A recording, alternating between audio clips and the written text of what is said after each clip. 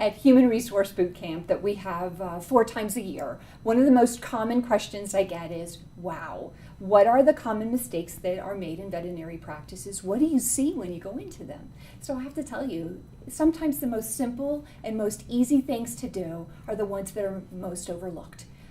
The number one thing I would tell you to do is take a look at your employee files. That is a record of when someone starts with you as far as the interviewing process all the way through to when they conclude their employment and go on to their next job. Can I tell what that relationship was like? If there is a problem, an unemployment claim, challenges in regard to how someone was treated, one of the first most valuable pieces of information and reference that you have is that file. And sometimes I go into those folders and they don't even have when they had their last performance evaluation, when we changed their wage, or if we had a problem with them. So you're going to do this. Put on your excavating hat and let's do the archaeological dig. We'll start with, if you're going to hire, thinking about hiring somebody, what did they give you? Did they give you a resume? Did they fill out an application? And then you did a phone screening. Of course, you have your notes because you use a standardized process, so there that is. Your formal interview notes, your observational interview. How did that go? Did you offer the position to them? Did you give them a compensation statement? All of those things right there. You have those in a manila folder because you were carrying them around while you were interviewing this individual. Now all you have to do, put their name on the top of it and start their employee file. We'll put another folder inside of it, so if we have confidential medical information that needs to be kept separate, we'll put it into that folder and clip that shut.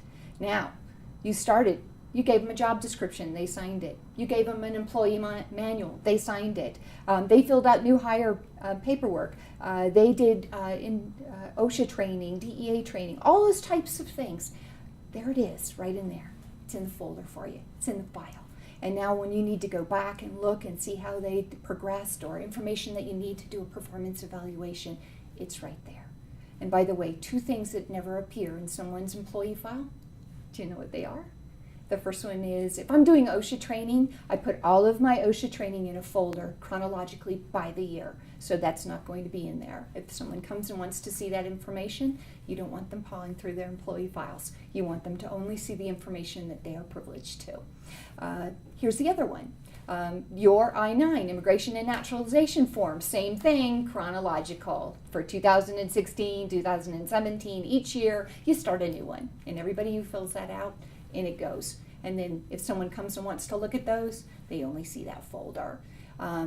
You call someone you want to reference. You were looking for information about maybe promoting somebody or increasing their wage. Here's the information that's going to help you make good decisions. So maybe if you decide to move on to another position, the person who comes behind you now has all that valuable archaeological information to be able to tell what kind of employees are working for them, as well as when they work for you. I hope that you'll find out more about the challenges in human resources and what you can do to make sure that you get good team retention, you get good training, and you meet the obligations of your federal and your state regulations at Human Resource Boot Camp. I hope I see you there.